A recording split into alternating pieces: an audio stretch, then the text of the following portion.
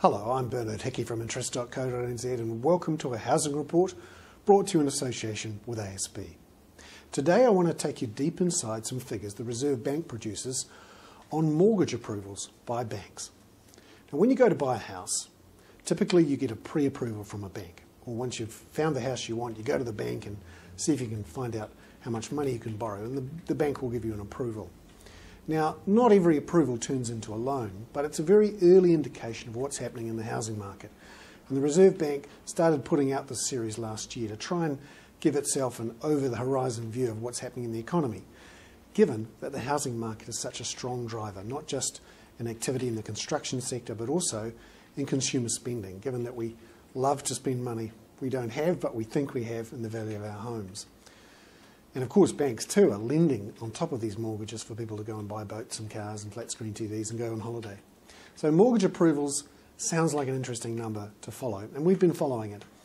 There are a few caveats. It's not clear in the numbers exactly how much of the mortgage approvals is reapproval of loans already taken out. So when you've got your fixed rate mortgage and you roll over, how much of that is counted? And of course, the numbers don't take into account when you move from one bank to the next. Is that a brand new approval? Are you going to buy a new house with that? Maybe not.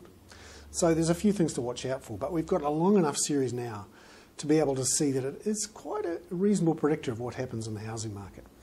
Here's the chart anyway, and it shows that through the last couple of years, particularly through 2007, 2008, the trend was pretty much down as we tended to borrow not quite so much every week to pump into the housing market.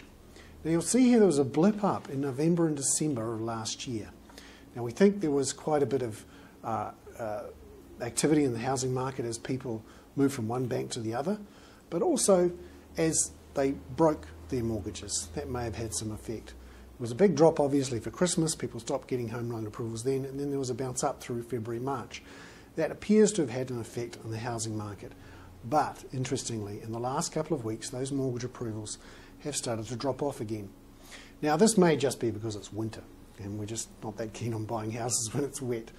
But it's one to watch, and it suggests that maybe the Indian summer we saw in the housing market through March, April, may be starting to come off the boil. I'm Bernard Hickey. That was a housing report brought to you in association with ASB.